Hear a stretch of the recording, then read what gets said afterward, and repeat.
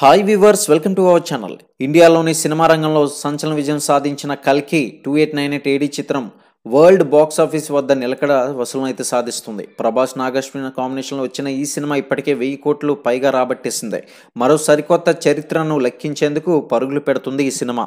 Vyjayanthi movies బ్యానర్పై అలాగే శ్రీ అశ్విని దత్ రూపొందించిన ఈ సినిమా 22వ రోజున కూడా భారీ కలెక్షన్స్ అయితే రాబట్టింది. ఇక ఆ కలెక్షన్స్ వివరాలు చూసినట్లయితే 22 రోజుల్లో రికార్డు వసూలను రాబట్టే అవకాశం కూడా కనిపిస్తుంది. ఇండియన్ బాక్స్ ఆఫీస్ వద్ద హిస్టరీలో అత్యుత్తమ కలెక్షన్స్ రాబట్టింది.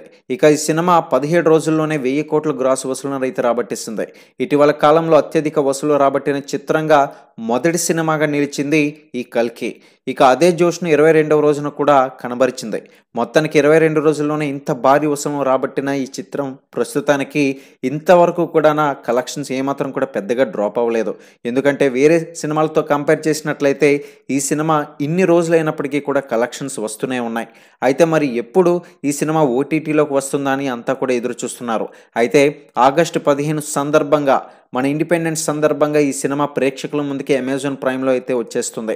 ఇటువంటి మరిన్ని టాలీవుడ్ లేటెస్ట్ అప్డేట్స్ కోసం ఛానల్ని సబ్స్క్రైబ్ చేసుకోండి.